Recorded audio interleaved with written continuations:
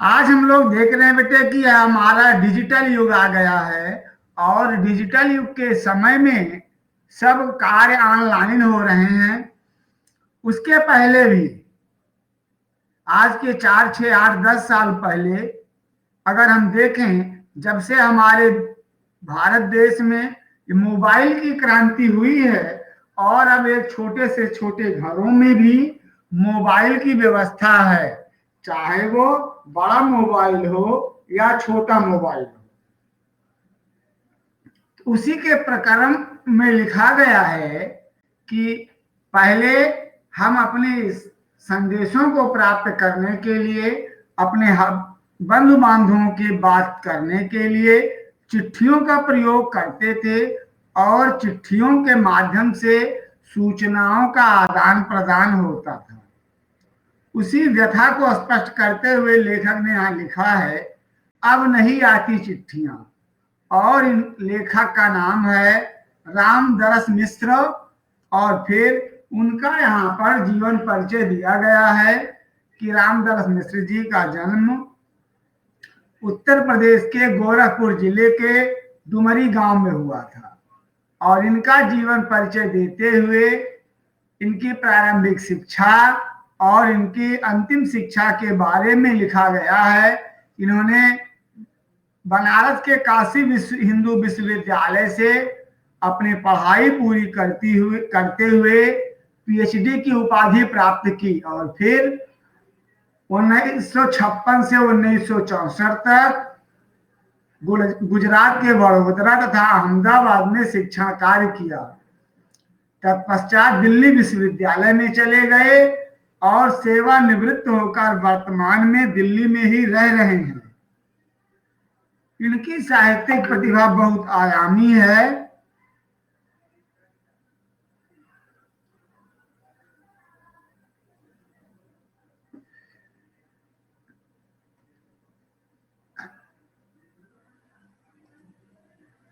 इनकी प्रतिभा जो है बहुत ही प्रभावशाली रही है और उस क्रम में लिख रहे हैं कि इन्होंने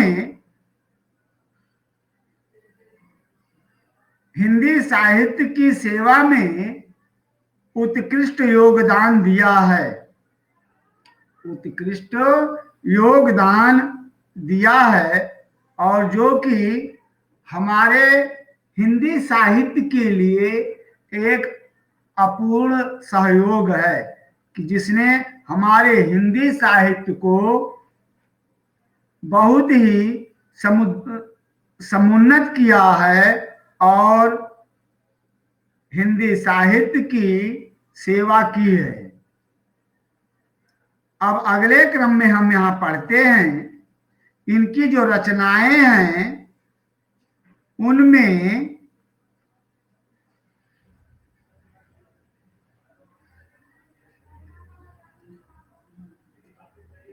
कविता, निबंध, कहानी, उपन्यास, यात्रावृत्त, संस्मरण, कंधे पर सूरज, जुलूस कहाँ जा रहा है, आगे कुछ नहीं बोलती, ऐसे ऐसे उल्लेखनीय, आग की हंसी, उल्लेखनीय काव्य संग्रह हैं। अब ये कहोगे सर ये आग की हंसी क्या है, तो कहा ये कवि होते हैं, कवि अपनी भावनाओं के साथ, अपने विचारों के साथ उन्हें व्यक्त करने के लिए स्वच्छंद होते हैं। मिश्र जी की अनेक कृतियां साहित्य अकादमी द्वारा पुरस्कृत हुई हैं। इन्हें दयावती मोदी कवि शेखर सम्मान और व्यास सम्मान प्राप्त हुआ है। और अभी जो हम पढ़ रहे थे, जब ये हमारे भारत देश में दूर संचार के ये अत्याधुनिक उपकरण देख रहे हो ना बेटा, ये के द्वारा ये हमारे समाचार पत्रों का, हमारे हाल चाल का शीघ्र ही आदान प्रदान हो जाता है, सुलभ हो जाता है। हम मिनटों के अंतर में अपने घरों का, अपने परिवार वालों का, अपने सगे संबंधियों से हाल चाल पूछ लेते हैं, उनका कुशल क्षेम जान लेते हैं। किंतु यहाँ जो पत्रों का महत्व था वह कम नहीं हुआ है। आज भी हम सामने होते हैं तो कुछ ऐसी बातें हैं जो कह नहीं पाते, उसके बाद जब हम फोन पर बात करते रहते हैं तो वहां पर भी कुछ ऐसी बातें हैं जो हम आपस में नहीं कह पाते। लेकिन ऐसी बातें जिनको हम नहीं कह पाते थे, हम उन्हें अपने पत्रों में लिख करके बहुत ही आसानी से अपने सगे संबंधियों को, अपने हितैषियों को बता देते थे। और इस प्रकार पत्रों के आने का महत्व और उनके ना आने की वेदना इस कविता में मार्मिक रूप से उभर कर आई है। इन्हीं भावों को कवि ने इसमें व्यक्त किया है।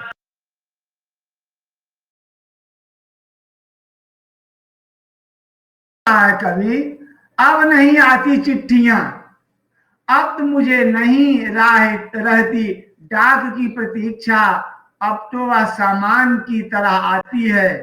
डाक से आज फिर आई कुछ छोटी बड़ी पत्रिकाएं, कुछ अनचाही पुस्तकें, कुछ गोष्ठियों के निमंत्रण पत्र, टेलीफोन का बिल, पर नहीं आई कोई चिट्ठी। माना कि समाचारों का तुरंत आदान प्रदान हो जाता है मोबाइल से, किंतु चिट्ठियां तो चिट्ठियां होती हैं ना। आदमी के अंतरतम की गहरी पुकार उसकी उंगलियों में उतर जाती है स्पंदन बनकर, वही स्पंदन लेखनी में समा जाता है। लेखनी रचने लगती है आत्मा का संवाद।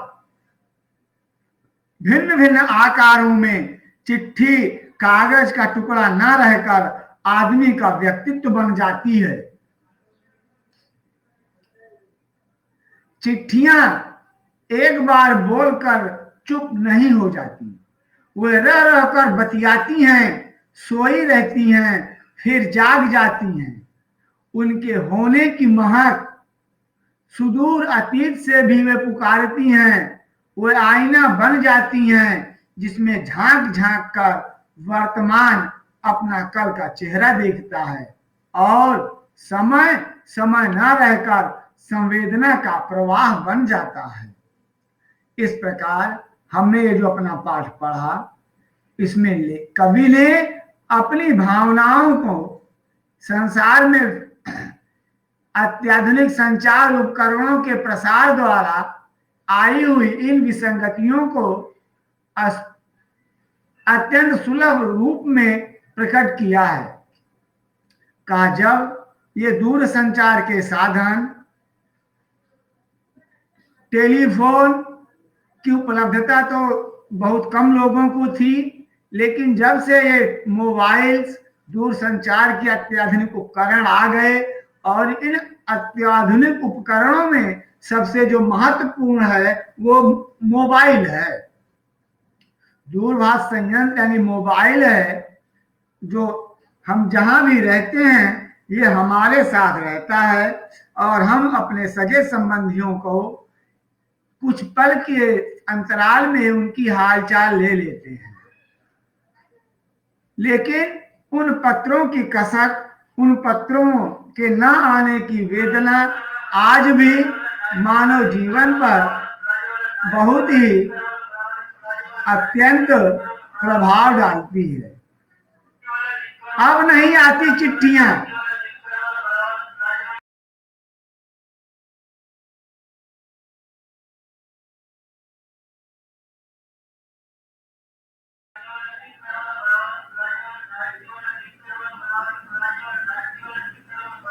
चलो ना श्रद्धा पढ़ो इसे यहां से। अब नहीं आती चिट्ठियां।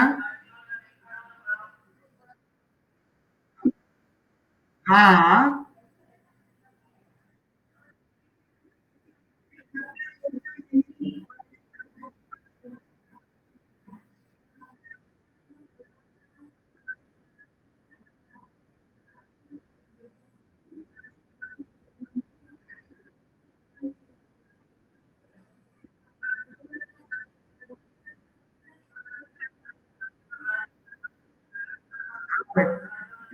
पर नहीं आई कोई चिट्ठी।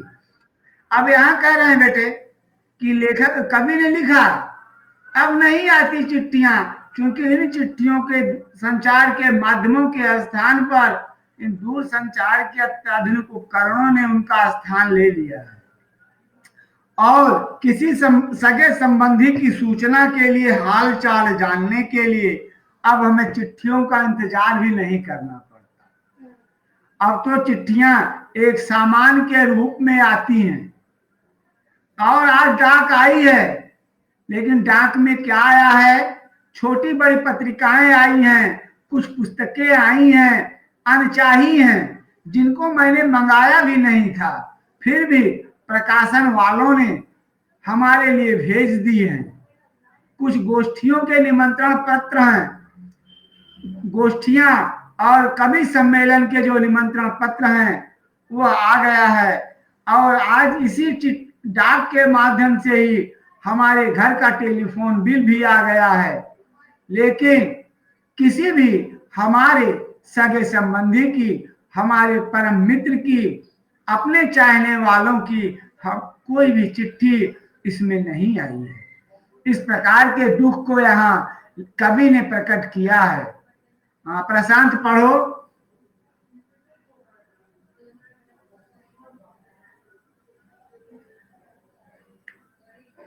हेलो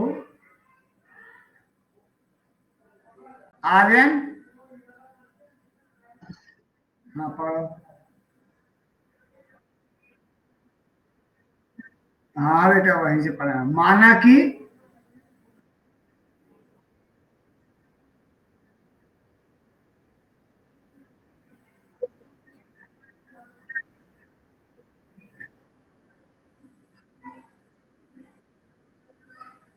अंतरतम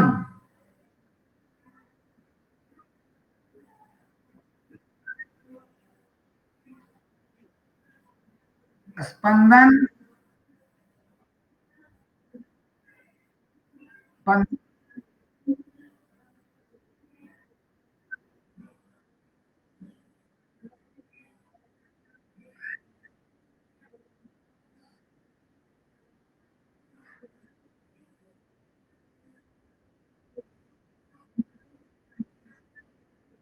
हाँ देखिए, अभी हमने यहाँ पढ़ा है कि ये चिट्ठियां हैं। हमारे प्रत्येक कृत्य से हमारा निर्धारण होता है।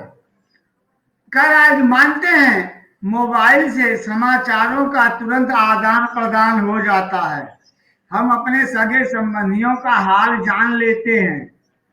लेकिन चिट्ठियां तो चिट्ठियां हैं कि जिसे कोई लिखने वाला व्यक्ति अपने अंतर्मन की गहरी प्रेरणा से अभिभूत होकर चिट्ठियों को लिखने के क्रम में वह प्रेरित होता है और अपने अंतर्मन की भावनाओं को, अपने अंतर्मन के भावों को, हृदय के स्पंदन को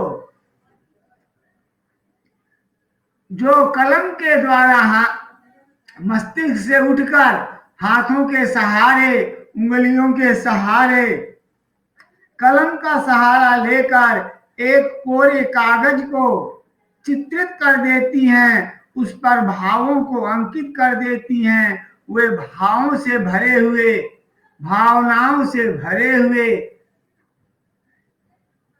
ये जो लेखनी है, जो कलम है, उन कोरे कागज पर आत्मा का आत्मा से संवाद लिखने लगती है। आत्मा से आत्मा का संवाद लिखने लगती है और भिन्न भिन्न आकारों में, भिन्न भिन्न रंगों में, भिन्न भिन्न लेखन कलाओं में ये चिट्ठियां हमारे मानव जीवन के उत्कृष्ट श्रृंगार के लिए, उत्कृष्ट भावों के लिए,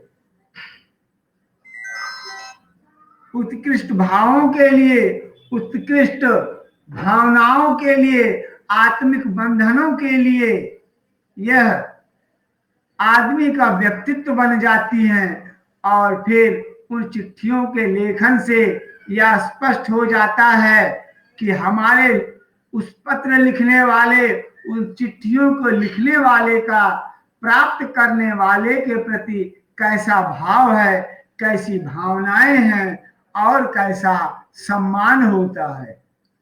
इस प्रकार कवि ने यहाँ इन भावनाओं को लिखा है। और अगले क्रम में एक अंतिम पदबंध है, इसके लिए हम लोग पढ़ते हैं। प्रीति की तो आवाज ही नहीं आ रही है। श्रद्धा पढ़ो बेटा।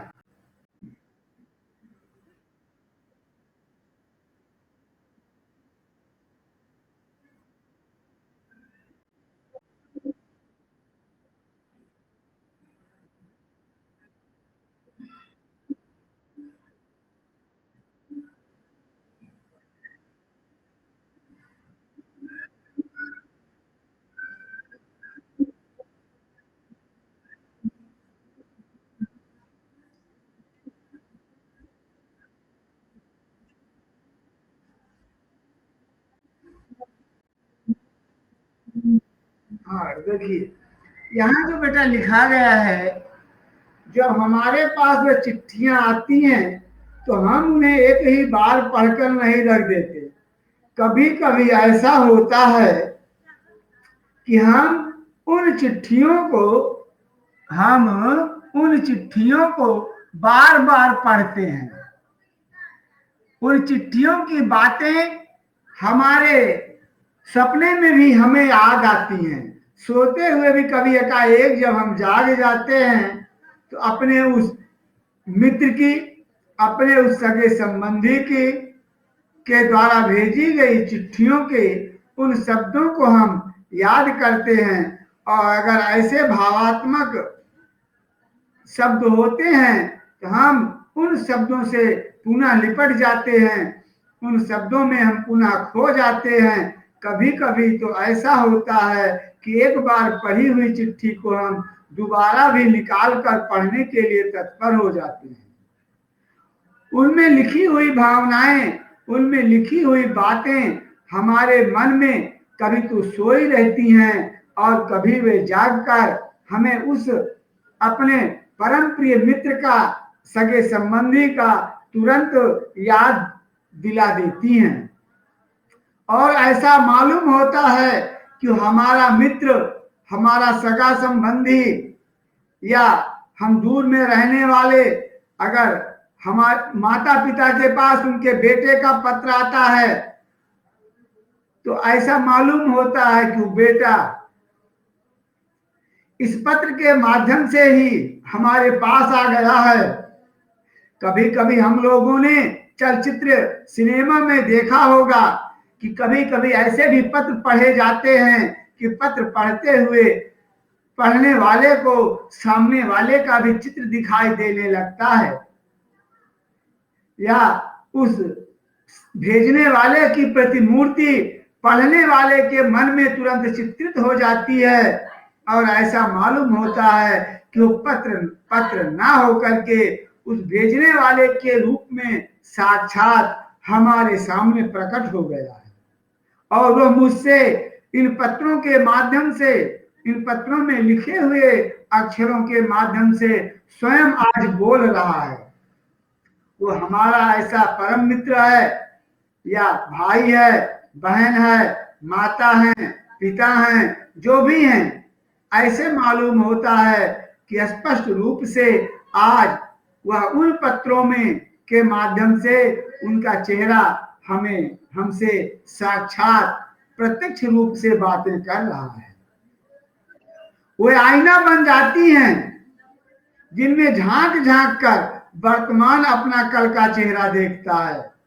और वे समाज के लिए एक आईना होती हैं, समाज के लिए एक दर्पण होती हैं। आज अगर हमारे बच्चे पूछते हैं पापा अंतर्देशीय पत्र क्या होता है, ये लिफाफा क्या होता है, ये पोस्ट कार्ड क्या होता है, तो हमें मजबूरी ये है कि ना तो अब हमारे घरों में वे आए हुए पोस्ट कार्ड हैं जो डाक द्वारा मिलते थे, न वे आए हुए अंतर्देशीय पत्र हैं जो हमें आए हुए मिलते थे।